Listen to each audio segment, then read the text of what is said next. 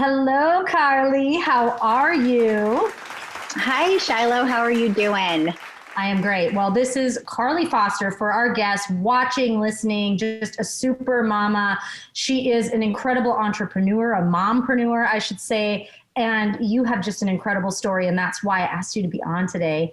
And I was reading your bio, and there was some things I did not know about you. You know, we've been friends for a little bit, and I was like, that's interesting. So I'm excited to kind of share today and learn a little bit more about you, but also let others kind of dig into who Karlie is. So, oh my gosh, let's talk. So what you have been in the industry, you've been in the business world, the entrepreneur industry, multi-level marketing world for some years now. But before that, what were you doing? What were you doing before you got introduced to this crazy world?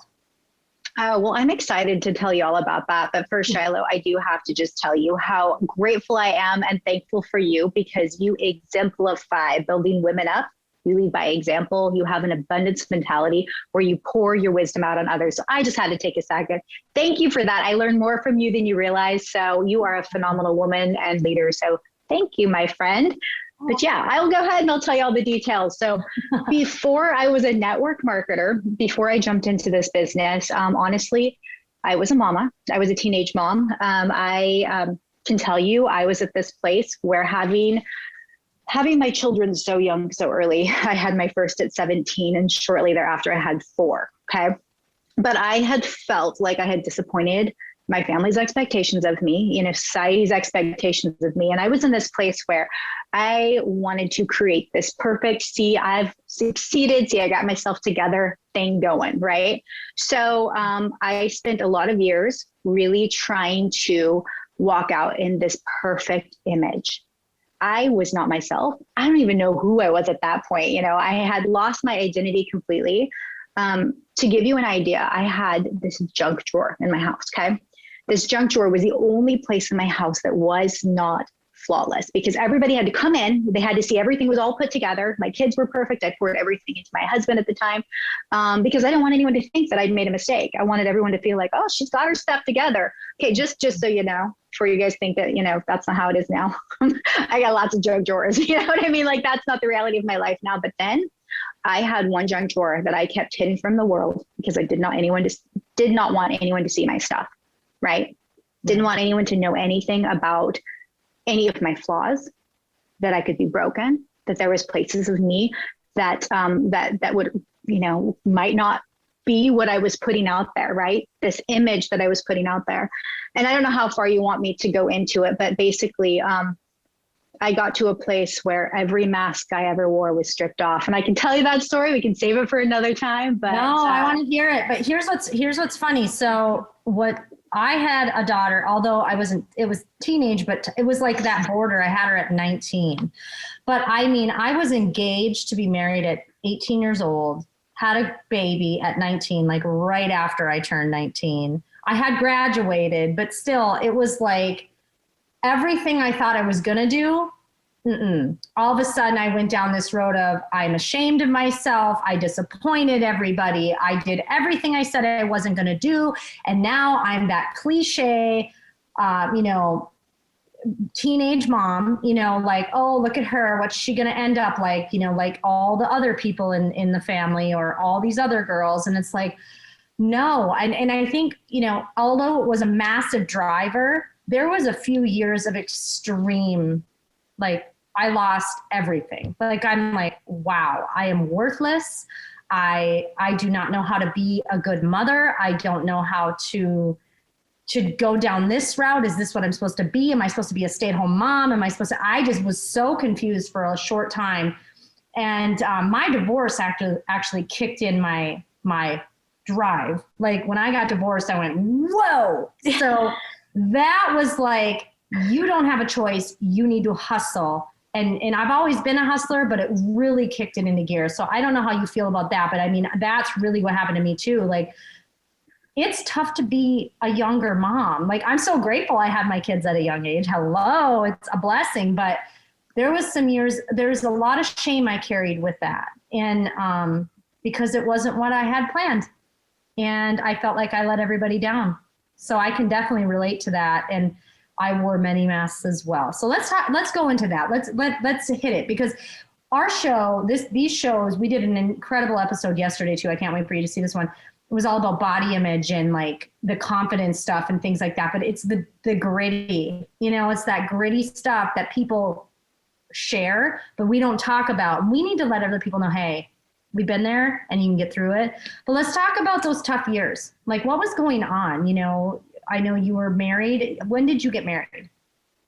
So we got married, I think I was 18. So I married the dad, and we jumped right into, okay, well, let's adult. Let's do this. And I have always looked really young for my age, right? So I looked like I was 12. So like, let's add that together on top of the fact, right. I'm just like, I'm an adult, I swear, so I felt like the judgment was always there. The pressure from my family was there, and then of course, trying to fit in this world I really didn't fit into, trying to fit into this world where I was not, everybody else was significantly older. And to jump into that, I never quite fit. And so, I definitely stopped focusing on anything of myself. Like all hobbies were gone. Anything that was me was gone. I remember just trying to dress as simple and as mundane as possible, just so I could blend. I did not want to stand out. So I lost everything of who I was. And I'm a pretty feisty person, but that was gone. We were in a hyper religious environment too. So it was just one of those like, okay, don't seek anything for yourself. You don't go after anything for yourself. I elevated my husband. My entire focus was on helping him build his career and equip him, be the helpmate for him. It was for helping my children have the best life, because I felt terrible that I had them so young. You know what I mean? That it was just like everything was revolved around, let's make sure that they have the best life possible. But I forgot about somebody in there, and that was me, right? And I put up with way too freaking much crap, because I was in that place of, I am not worthy. I don't deserve any better. And so I got to this place where I literally sat in a really bad marriage for years and years and years. And the reason that I did that was because, again, I didn't feel like I was worthy or more. I felt like this was my choice that I made, and I needed to live with it until I died. Like, that is exactly how I felt. I also know that, I thought that if it was broken, I needed to fix it.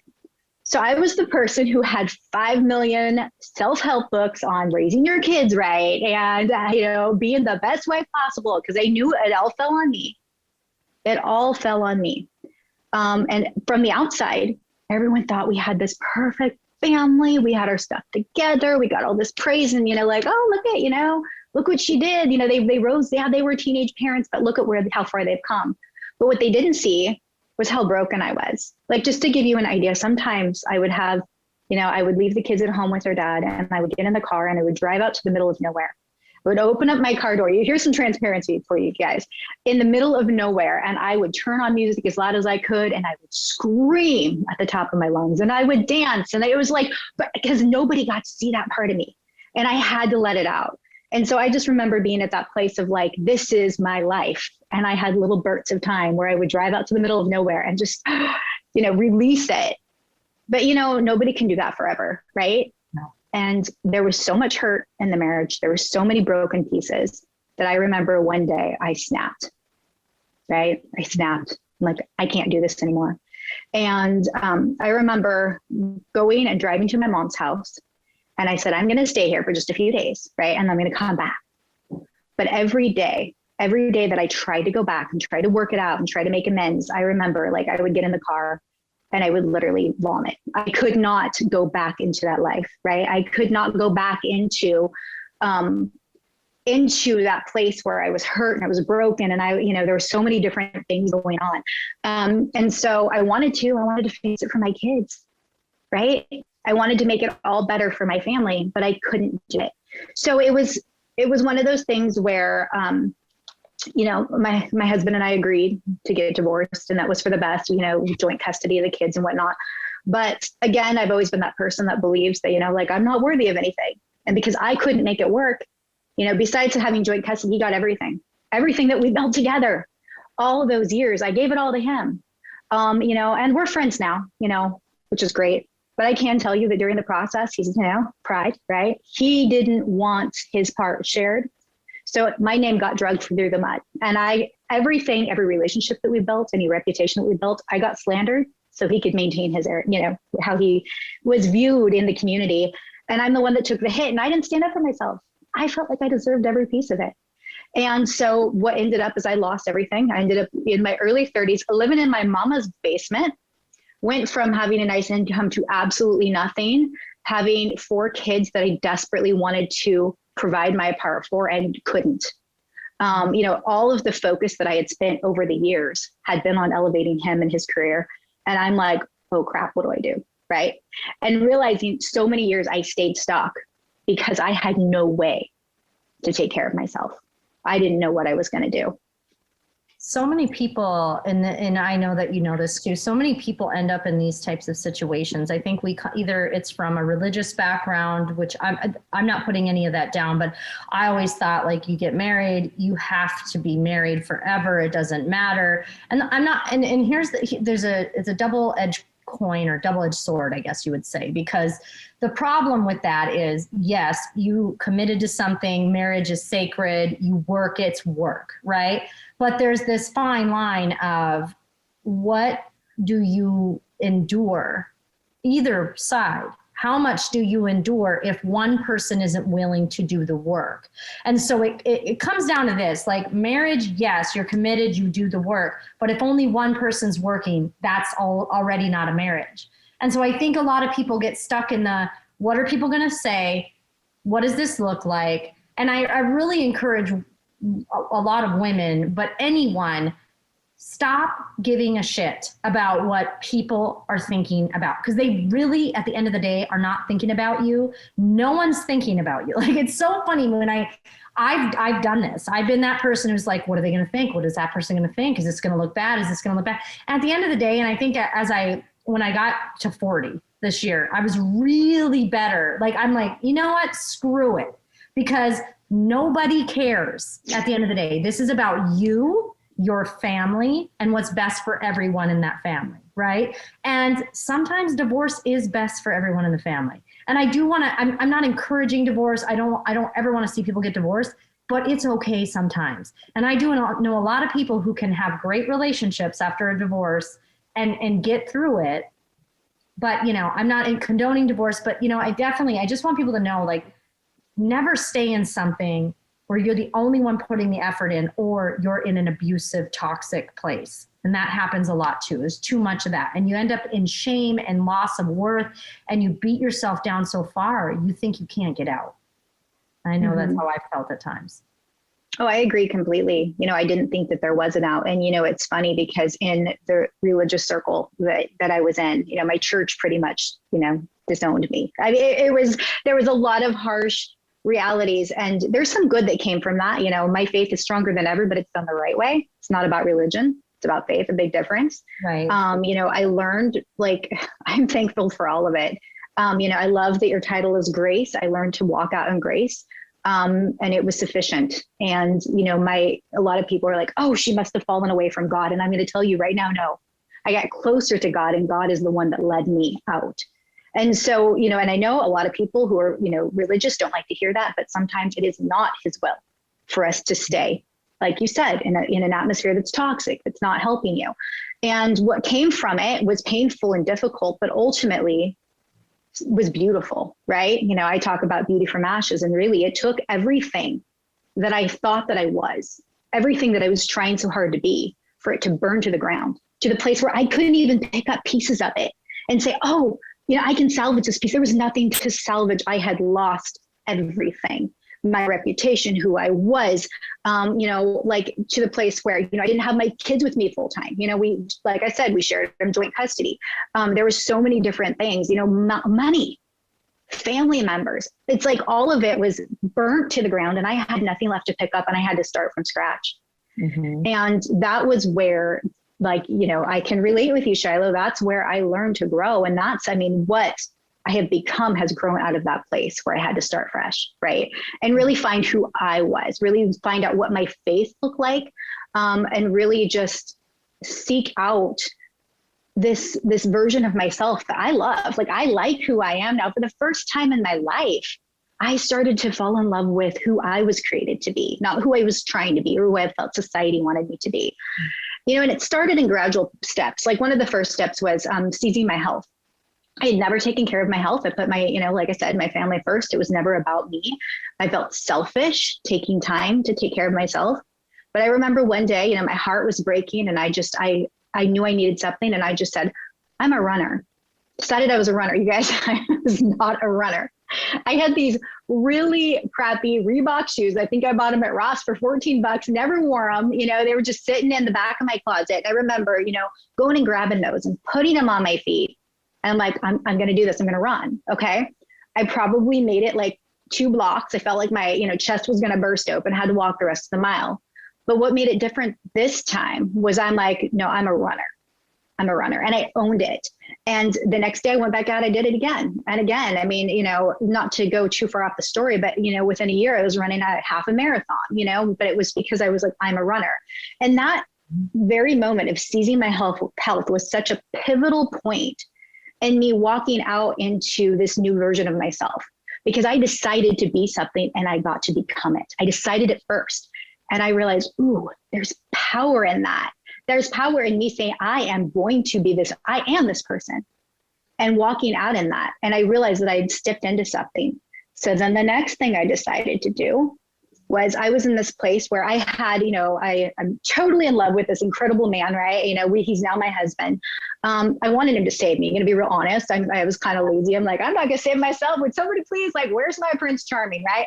My Prince Charming is definitely a Prince Charming, but he was in no position to save anybody. Okay. He needed to save himself. We were both in this place where, he had gone through this messy divorce. I had gone through when he'd lost everything. I'd lost everything. We were perfectly compatible in one ways, but nobody was saving anybody.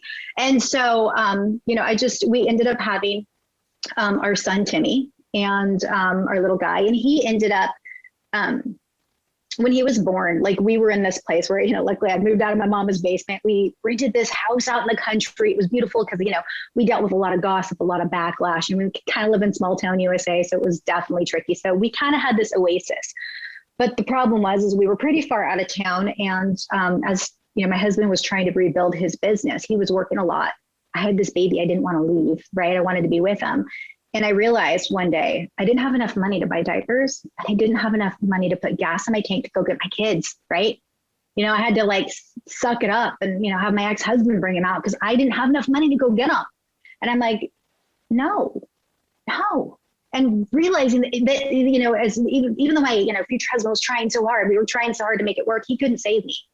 And at that point, well, if other people out there can do this, why can't I? Why can't I go and create financial success for my family? Right. And that's when I jumped into network marketing. I'm going to be real honest. I'm one of those girls that didn't jump in. It's like, woohoo, I took off right away. You guys, I really sucked at it. You know what I mean? But I made enough to cover the diapers and the gas, and that was enough. And it was a process because remember, I was broken down to nothing and I had zero warm market. In fact, my warm market, thought terrible things of me. So I had to build from scratch completely on social media out in the middle of nowhere and really grow this from a different place. I, joined a company. It was a great company, but my upline hated me, told me I'd never amount to anything, just beat me down emotionally. Yeah, this isn't for you. I'm going to bless and release you. You're not going to be very good at this. And I probably wasn't in the beginning. So, but with that said, I just remember getting to that place where there again, I was like, wait, this is toxic. This pushes me down. I don't feel good. And I fired my upline, you guys. Don't suggest that. 99% of the time, you guys don't do that. That's not the answer. But at this time, for me, it was the best thing I could have done. And I did it on my own. I learned how to grow my business from watching YouTube videos, you guys, listening to podcasts, doing all those things. I learned how to grow this myself without that feeling of somebody hanging over me, telling me I wasn't good, I wasn't worthy.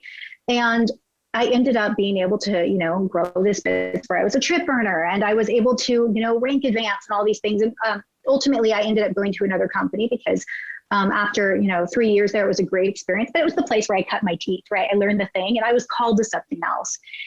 And I did see success, you guys. And I was able to go from that mama who could not afford diapers to being able to set our family financially free, right? And that was the most beautiful, liberating experience. But more important than that, guys, is that through this process, I realized it was even more important for me to help others do the same, to find that person who was like me, and to be that person to grab that hand to lift them up.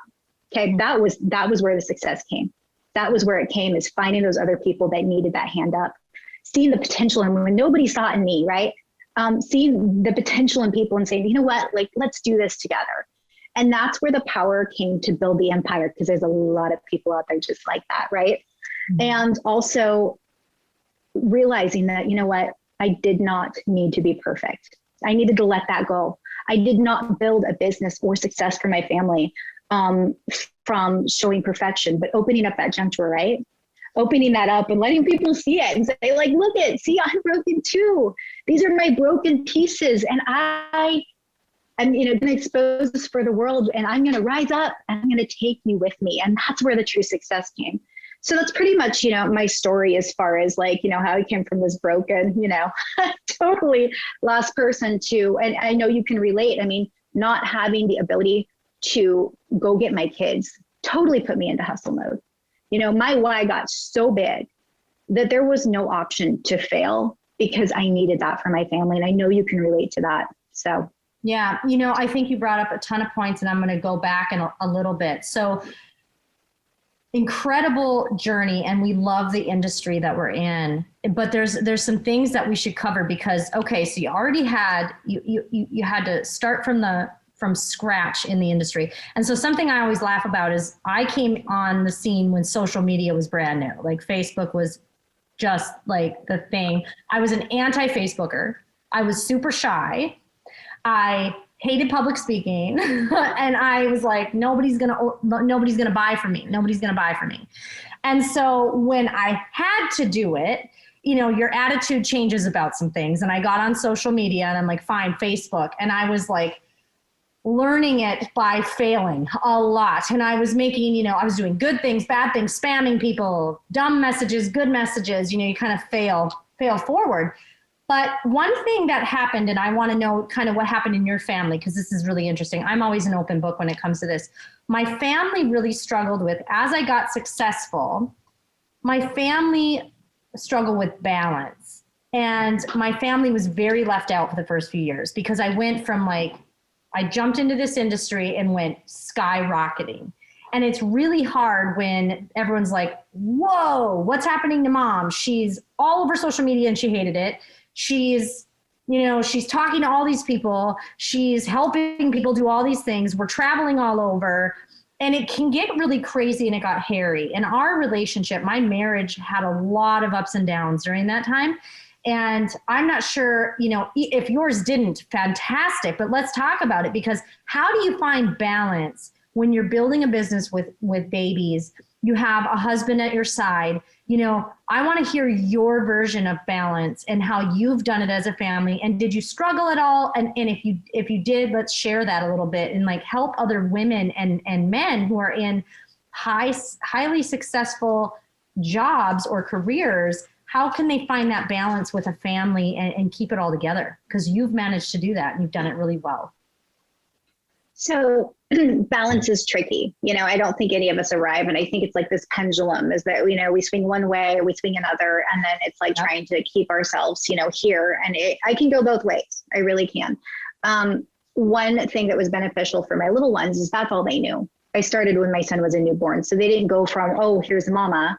And then all of a sudden mama is, you know, like working and traveling. Like my son, actually, we have 3 little ones together. So yes, added together, I got 7 kids. Okay. So we've got these 3 little ones, and all they know is travel. We can take them everywhere because they were raised that way. But for my older kids, seeing that shift, first of all, from watching their mother completely transform from somebody who was very meek and, you know, very down on herself, to somebody who was confident and loud on social media. And open, you know, that was really hard on them at first. But it was also beautiful, because they got to be a part of meeting the real me. And to this day, my 4 older kids they're some of my best friends. We have an incredible relationship. And I don't think that would have happened if I had played this role of like, this woman I really wasn't. So, we get along, we have a great time. But at first it was difficult because they definitely saw the change. They also, social media, like you will not see a ton of my older kids on social media. That's not my doing. It's theirs. They're like, you can be loud all you want. We don't want to be all over your fine. Being respectful to them has been a big deal. And so, that's completely fine. So it's just, understanding the balance with them and what they wanted. As far as now with the littles and my husband, I try to incorporate them as much into it. So when we travel, obviously I can't take them all the time. But we like to include it as much as possible. My husband is, I was able to retire him, although he liked to work. So he still does it, but we have that freedom so that he can, we can travel together. Even during the last year with travel being so restrictive, I had a conference in Orlando. We live in Oregon. We were like, well, let's just drive down there. So we took 3 weeks off and we traveled across America and we worked together. And he is a part of my business, not fully, but incorporating him into the business has been really helpful. And with the kids, again, it's finding a balance. Honestly, one thing that was really hard for me is getting help. So for example, I have somebody that comes in and helps me clean my house. Like that would have not been a reality in the beginning. Okay. Like that's not something that would have ever happened in the beginning. But now I just remember getting that place where I almost felt like ashamed to have the help. And then once I did, I was like, why didn't I do this sooner? So realizing that, it's okay to hire something. I've got women on my team that they hire somebody to watch their kids for a few hours, just those little things that help us because we can't balance it all. And we need to be aware of that. And also understanding that there's seasons for everything. So there are times when it's like, you do need to put laser focus into your business because that's where it needs to be. And that's okay for a season, as long as you give that balance back over to those kiddos, understanding that sometimes they need to be the primary focus.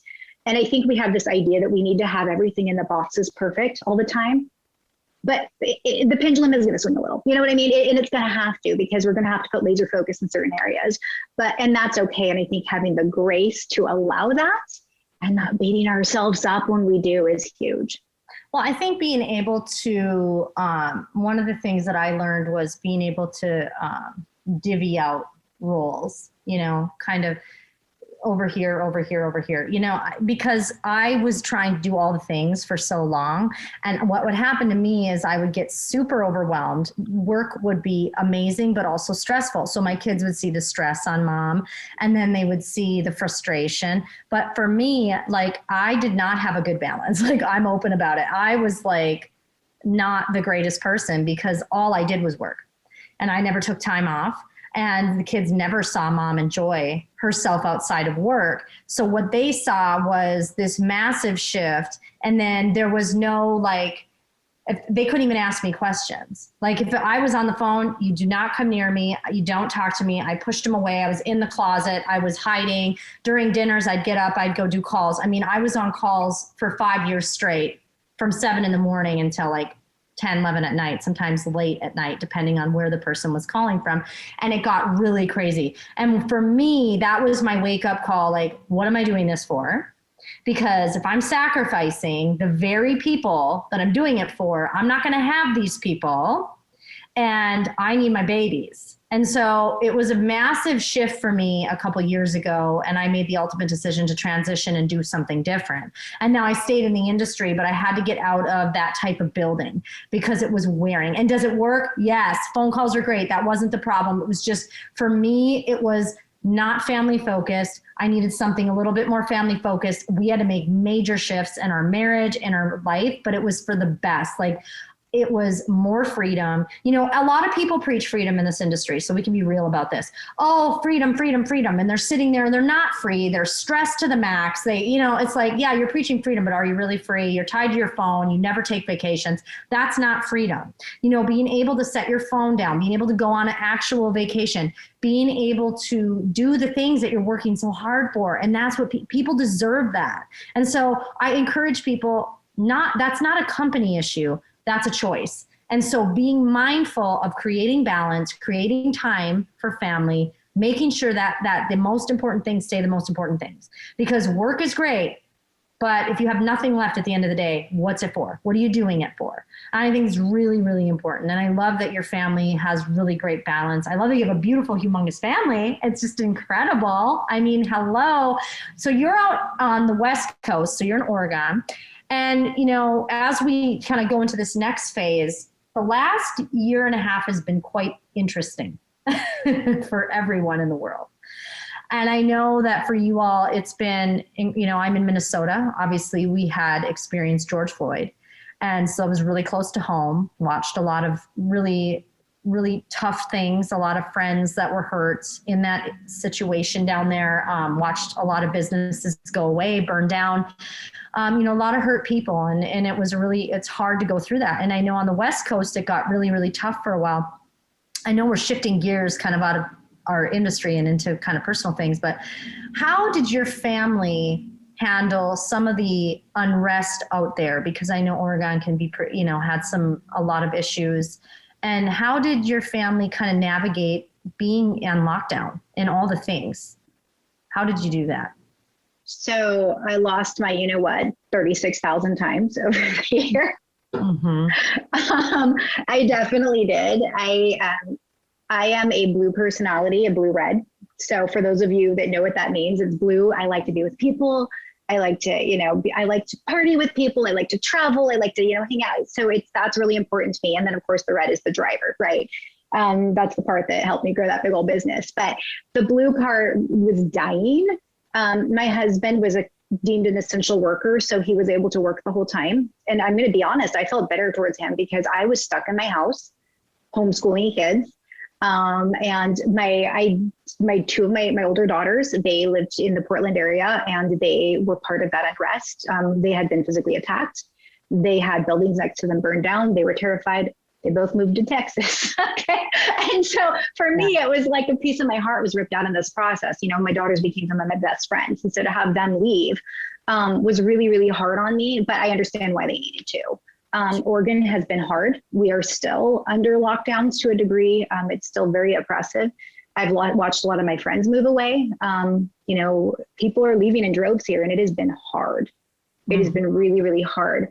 But the balance that, if you could even call it balance, I think that what has helped us is really just been like, okay, we're here for now for a reason.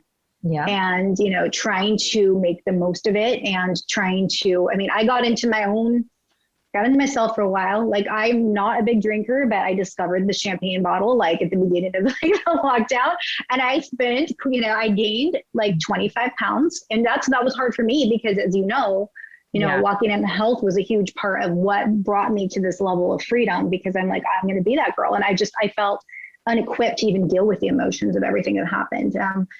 And really, it did take really intentional mindset work. I had to get back into personal development, which is what, I started doing in the beginning, right? The things that I knew to do that saved me the first time, right? Yeah. I had to go back to it. And I had to do it again. As many times as we think we've arrived, man, we can crash. We can crash back down and we have to claw ourselves back up. And that's what I did. I had to claw myself back up this last year because it was hard. And so, I would be lying to say that we've created balance, but I can tell you that we definitely are clawing ourselves up out of where we were, especially me at the beginning. Because like I said, I was resentful of my husband. I'm like, you get to go to Home Depot. Like I was mad. I'm like, You get to do these things. He's like, Home Depot is not an escape. I'm like, yes, it is. It is. I was going to we have Menards here and I was at Menards every day. Like we started doing house projects. The funny thing about it is, so we all work from home. So that wasn't a shift.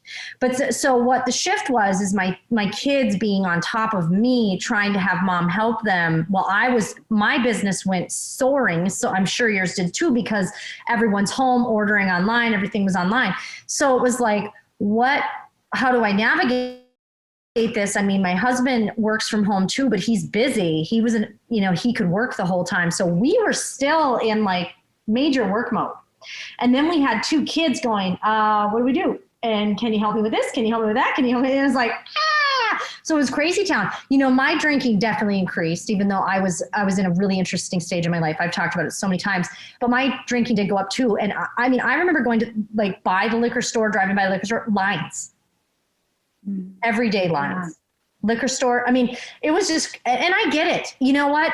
The whole world just experienced something no one's ever experienced, right? None of us have been through it. So to watch my kids navigate this, I give them massive props. And you know, did they have troubles and some struggles? Absolutely. But they're so resilient to go through something. I saw adults struggling really hard. You know, I saw a lot of friends having breakdowns and going through some really tough times. And when you talk about the weight gain, oh my Lord of mercy. I mean, I was trying to lose the weight because I had been doing yoga and everything. Then yoga got shut down and I'm like, oh my gosh. And I was working out at home and I just was not happy. Like the first beginning stages of COVID, I was like this. And I finally, you know, I had my moment and I'm like, that's it. I'm done. You know, the biggest blessing during all of that was I hit a rock bottom, checked myself, and I fixed it. I ended up, me and my daughter started doing French every day. We started working out every day. I take walks every day with them, you know, up and down the driveway, even working with the horses. We were blessed to have horses. You know, I quit drinking. I got myself, like, same for you, self-development. You have to go back to where you started because it's like, I know how to get out of this and I can't sit in this anymore. I stopped watching the news. I stopped going down rabbit holes because here's the deal. There was some crazy rabbit holes that messed me up. I'll be real about that. Like there was some things and I know, you know, I heard and I was like, you see the truth in things and you're like, I don't know if I'm ready for this truth, but it just got shown to me and I need a minute. Like I had to step back because I'm like, whoa, you know, and I think a lot of people were experiencing that. There was an abundance of information, some true, some not, some fabricated, some exaggerated, some what, you know?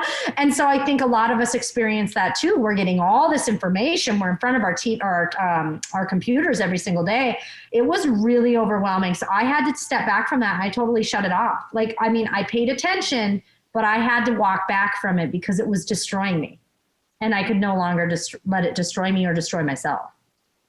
Oh, I hear you. Yeah. My husband and I both made a choice one day to do the same. We got down the rabbit holes. We got frustrated. We got angry. And we felt powerless. And, you know, two things is one, we're like, well, all we can do is take care of what we can, right? We're out of, and then put our faith and, you know, in God that he had it. And we just had to take a step back and turn off the news and turn off more than just the news. We had to turn off the internet. I had to tell certain people who thought it was really great to send me stuff all the time, like, stop. Yep. I don't want to know anymore. I'm like, you guys, you know, if you guys want to like swim in that, go for it. But I need to live my life. Yes. I have babies to raise and all it's doing is tearing me down. And you know what? I saw a pivotal change when we did that. And we're like, you know, we're going to choose to focus on the good that's still here. You know, we're going to choose to, you know, and both my husband and I mean, he lost 18 pounds, you know, and I lost at like the 20 I gained and probably got 4 or 5 more to go. So, you know, we're definitely on that process. And I can tell you, you know, my team got healthier, my business got healthier, my kids got healthier as soon as we turned off the noise. Yeah. And I think that's pivotal. You know, we have to be really careful about what we let in, you know, truth or not, we can only handle so much. So exactly. And people were sending me stuff too. And it was just so wild. And I had to shut it all down and I had to focus on what's the most important and put my love and energy into that. So Karlie, this has been incredible. As we wrap, is there anything you want to share? What is next for Karlie? Where is Karlie, your family going? What is next on the agenda for you? I know travel is happening for so many now. I mean, everyone's getting out there, which is exciting. I know you're probably ready to get the heck out and go do some things. I know I am. I'm ready to go. So what's next for you and your family, and how can people get a hold of you or find you? We are going to post your links, so no stress, but also just shoot it out here too, because we want to be able to find you. Well, thank you so much. So yeah, what's next is we just bought some acreage, 20 acres, and we're going to build a house, which is a bucket list thing. I'm super excited about that. That made our travel be put on hold just a tiny bit, which is hard, but we definitely are getting back out again. So we love that. You know, what's next is I feel led again to fall back into the good things that I know, which is, you know, rising up out of those ashes and helping other people do the same. And I feel that maybe over time I got focused on my business and I got focused on the growth of the business that I fell away from my true love, which is that. So I'm going back to that. And that has been like this process that has happened over the last few months where I'm very excited about, just helping people walk out in who they really are and the gold that they were created to be. As far as being able to get a hold of me, you can go ahead and find me on Instagram. It's Karlie-Foster. I'm on Facebook, Karlie Foster. My link tree's up there. I'm easy to find. So anyway, you guys, thank you, Shylo, so much for this. It has been a privilege and honor to speak with you today. And I just love you to death, my friend. Oh my gosh, I love you too. And this has been awesome. You know what? You're a phoenix. So the Phoenix Rising, I absolutely love you. The beautiful, beautiful mama and wife and entrepreneur, mompreneur. And we are so grateful that you joined us, and we'll catch you on the next episode.